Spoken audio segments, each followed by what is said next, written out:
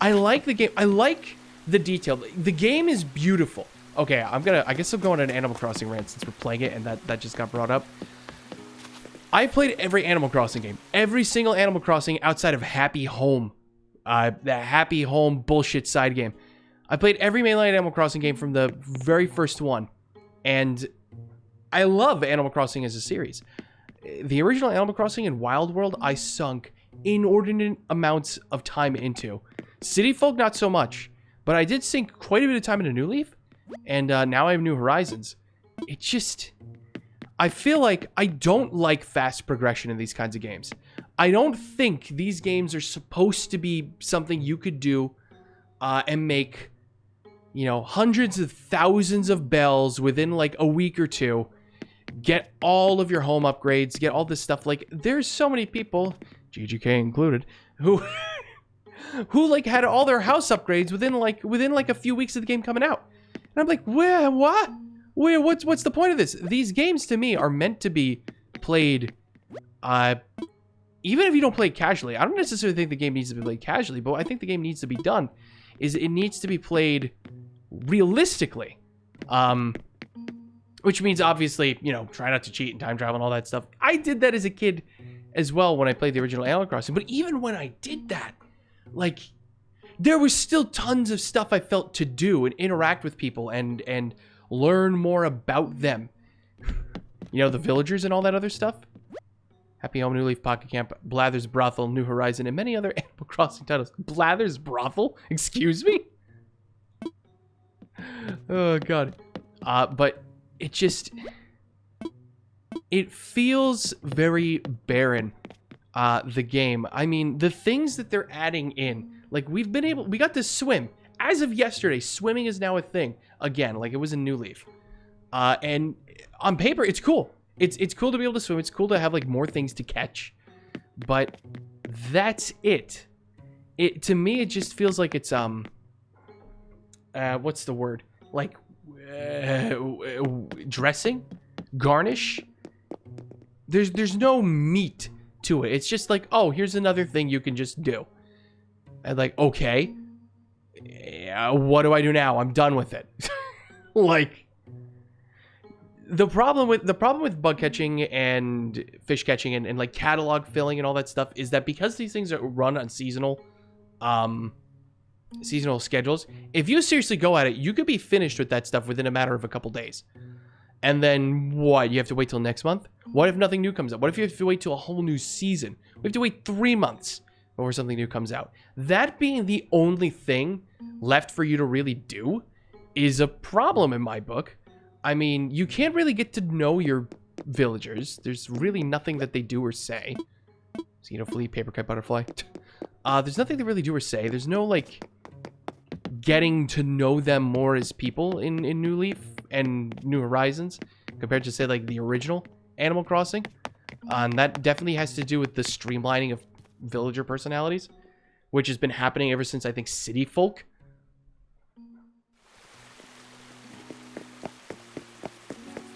I wait for villagers to all have individual confidant ranks.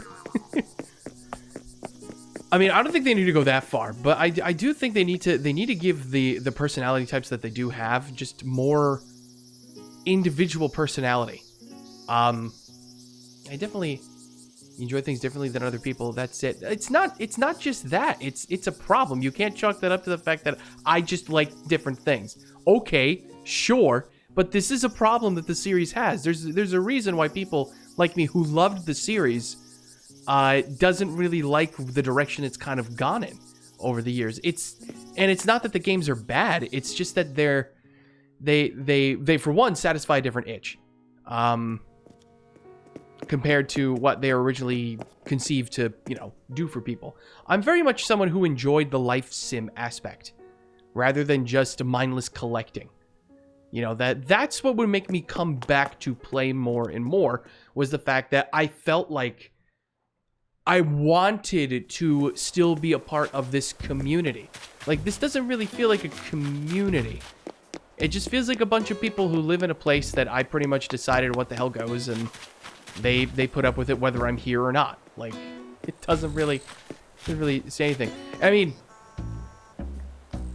like take for example, I could stop playing for like 2-3 months, and these people will just be like, "Oh, where have you been? Oh, it's good to see you again." Okay, like I remember, even in City Folk, I think they did this still back then. You didn't show up for a long enough time. People would be pissed, especially if they cared about you. Sometimes they would even just move. They would just up and move on you. And if you really liked someone, you didn't want them to feel alienated in the village. You wanted to keep them happy, keep them in the place, be a friend to them. Now you can't even get people to move that you don't like. Like, I've just been ignoring Velma ever since she moved onto my island. And she's still here.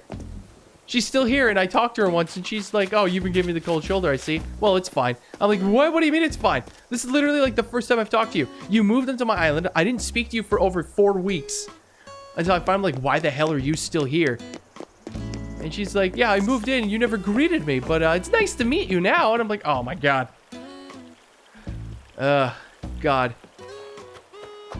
They're so nice. Why wouldn't you want to log in every day and talk to them? Because it's the same kind of niceness that feels like, you know, you get from people that like, "Oh yeah, we should totally hang out." No, you don't want to hang out.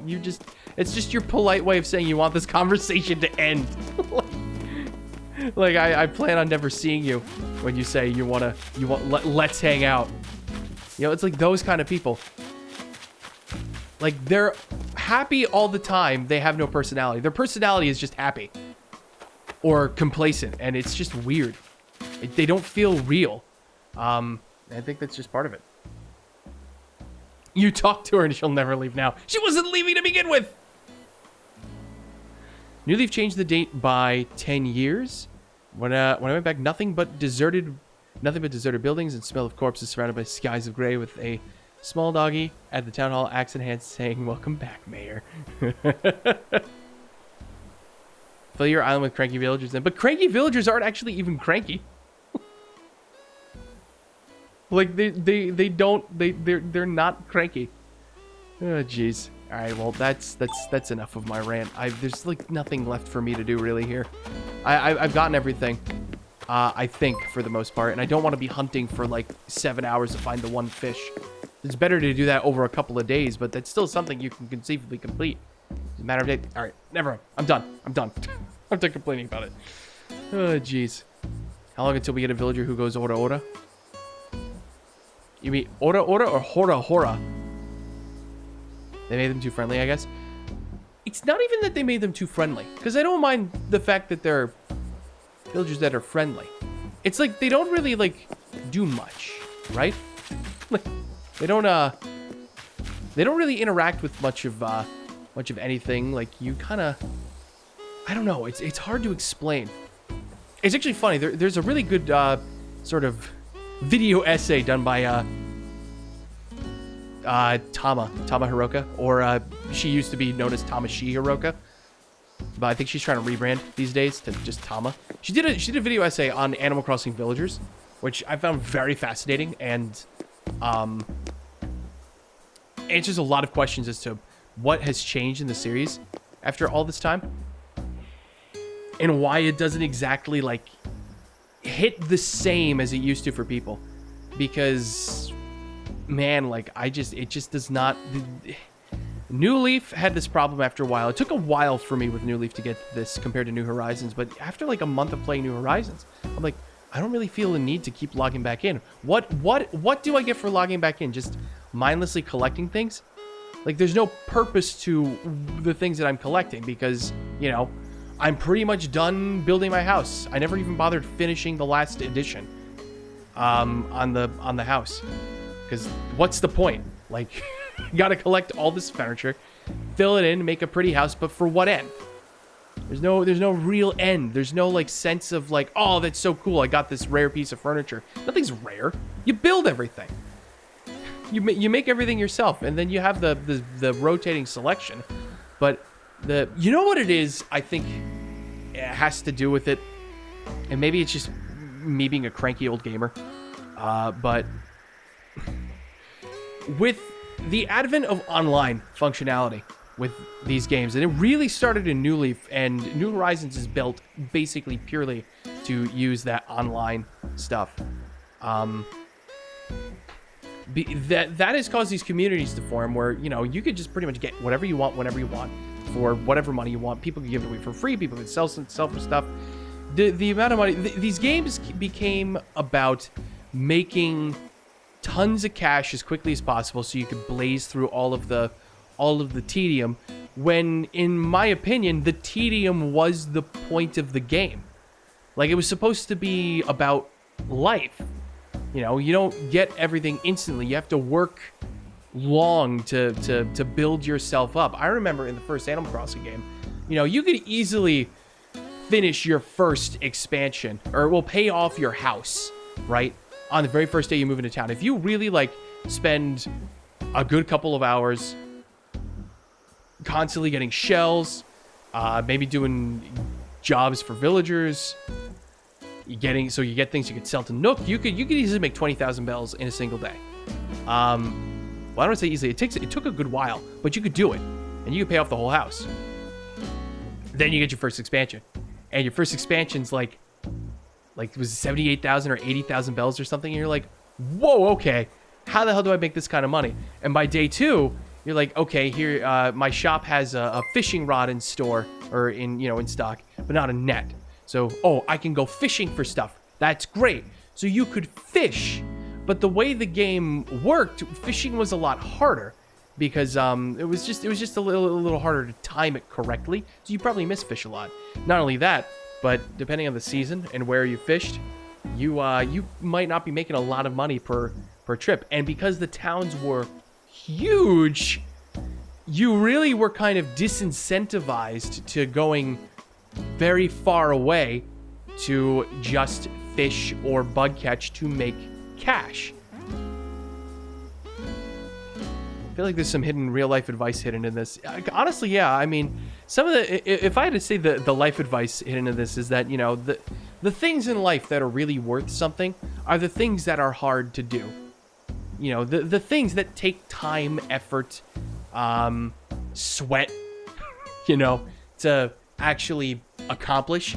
Those are the things that actually have meaning and do something. And this is why I feel like the whole series is just like a hollow shell compared to what it was before. And the games aren't bad. That's the problem. Like, they're well-made games that have content, but it's like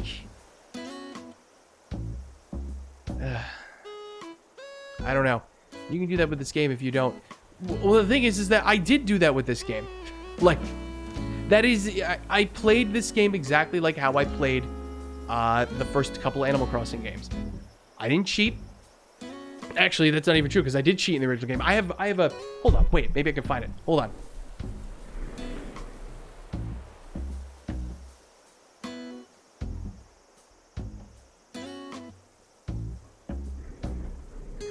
Look at this. The original Animal Crossing. Boom. Ultimate Codes, Animal Crossing. This was literally like a Game Shark disc you put into your GameCube. You would boot this up. You would literally boot this up. It's from Action Replay. You would boot this up first, select from a list of things. You'd confirm, open the GameCube when the game was still, while the GameCube was still on, to load in Animal Crossing. You switch the discs, and then it would apply these codes into the thing. Yeah, like look at this fucking bootleg shit. Oh, it's transparent. Yeah, because it's green on the bottom. It's grass, right? It's grass. But that's what you would do. Well, that's what I would do. This is how I would play the original Animal Crossing game, because I wanted to like get all this cool stuff, right? And you could just get like unlimited bells and do all this stuff, but I still played the shit out of the games because the games weren't about making money. That I think is what the big difference was. The games weren't about making money. The games weren't about having the biggest, best house or filling it with tons of crap and making it look pretty. The games were about the connections you made with the townspeople, how you fit into the community, and just sort of what you made of your new life. Learning the layout of the land, finding these cool little hidden things about your town physically. the people who moved in, becoming close to these villagers. Like, I remember my very first Animal Crossing town. I very much was heartbroken when Kiki, and I think she's still in these games to this day, Black Cat Villager. I loved her. She was a sweetheart, and I felt very close to her as a kid, you know, as you do. And one day she just moved. She moved, and I was heartbroken. That was when I deleted my town and I wanted to start a new one. And then I regretted that decision after that, that I deleted that town.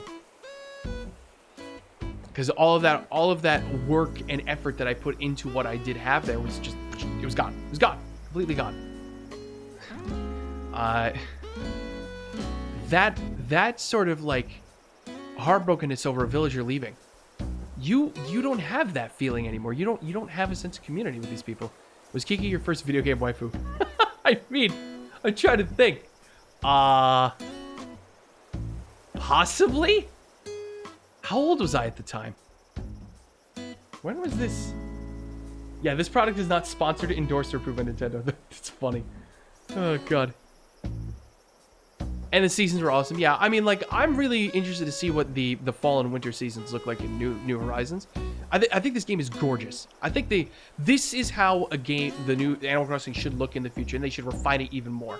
Like, in terms of a style and artistic presentation, this is a gold standard, what they did. But in terms of, like,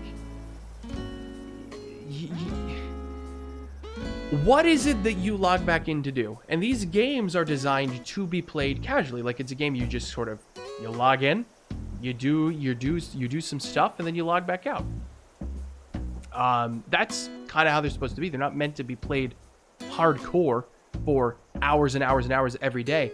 But why is it, then, that the very first game, and even Wild World on the DS, why did people play them for hours and hours and hours? Why did I? What made me want to log back in every single day and play from like 3 p.m. when I got back home from school to like 7 p.m. or 8 p.m. At night? And this would literally be like the only thing I played for the day. Or I played for that time period until the shops closed, and then maybe I play something different after that. True, most people worry about money. Yeah, The first couple of games was never about making money. It was never about making tons of cash quick, so you could get all the things. It was a much more organic experience, in my opinion. There's a video a guy made about a villager named Marshall having the most exact same heartbreak when that villager moved away. So I feel like, yeah, the community aspect really does touch a lot of fans. It really does. And that aspect really kind of was lost sometime around the City Folk era, I feel. Especially between City Folk and New Leaf. I mean, this doesn't really feel like a community. The games very much have been something that started... What would it be? The games became something that you would do to customize, right? It became about money and customization as opposed to life sim and community builder. I feel like that's where the game's strengths really kind of were in the original, and it just doesn't exist anymore in these games. That's why I feel no reason to log back in. That's why a lot of people just play for a month and then they drop the game. And I'm like, that's such a waste. That is such a waste, in my opinion. And I don't think it's just because you're the island representative or the mayor of the town. I think we're functionally the same thing as the mayor of the town in New Leaf. So I don't know what the hell the difference is. Nook could have made me fucking president of this island and all of the land surrounding the ocean. He could have made me king, god, emperor, gamer of the island of Corona, and it would have been the exact same thing as being a mayor or the island representative. We terraform the island, we build paths, we decide where people live, we change our minds on the drop of a hat. People are like, okay, sure, whatever you say, boss, we'll go do it. The classic games in AC1, though, yeah, it was something really cool. That was actually one of the reasons I wanted to pick this thing up, is because one of the cheats, if I remember correctly, was to unlock all of the, yeah, you get 100% catalog, as well as, what is it? Yeah, what does it say? Like, Infinite Bells, Complete Museum, Yeah, Infinite Bells, Complete Museum, Cash Multiplier, and 100% Catalog were for the big codes, right? It's for the big codes on this thing. Another one was that you could have all of the classic NES games in your inventory, which was another really cool thing. You get to play all the old games in Animal Crossing. I mean, all that stuff's cool. But again, like, even with all the cheats, it didn't ruin the game. It didn't make me feel like there was pointless to keep playing the game. I played this game until Wild World came out. And I felt like that was just a clear upgrade. So why would I play the original Animal Crossing if I could play Wild World? So I play Wild World constantly until around the time City Folk came out. I stopped playing Wild World. And then that's when it all started going downhill for me. All right, well, anyway, that has been my Animal Crossing rant. I don't know, maybe I'll throw the rant up on YouTube, because I have my own set of hot takes and opinions of stuff. Too picky. I don't really think I'm being too picky. If I'm being honest, I really don't. I think these are valid concerns. I know you love the game, GGK, but just because I don't doesn't mean, you know, I'm being too picky. You don't know what the original games are like. Plus, you have different expectations from games than someone like me does. And a lot of people agree, I know, with my, at least, opinion that these games are not as satisfying as the older ones. So, I don't know. Maybe we'll throw the rant up on YouTube. I have no idea. Because I'd love to start giving my opinions about games and series and stuff like that, but I never really know how to formulate my thoughts, because I don't run on scripts or do anything like that. Maybe I should make a scripted video and, like, debate these things, but it seems like effort.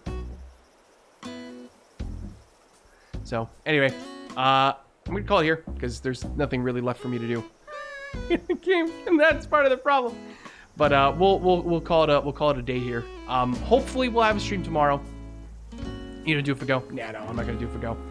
Not today at least. We might do it tomorrow though. I know I have like a crap ton of work, so hopefully that doesn't like exhaust me to the point we don't have a stream. But keep posted on the Discord. Hopefully we'll have the stream tomorrow. I'm planning on it, but that might change. We'll have to wait and find out. Either way, thank you all for coming to today's kind of last minute AC stream. Hope you guys had fun. If you guys like my opinions, let me know, and I'll be glad to share more of them on things when it becomes relevant. But otherwise, that is all from me. This is Musical Gamer signing off. Have a good one. I'll catch you guys in the next stream, and I will see you guys then. Later.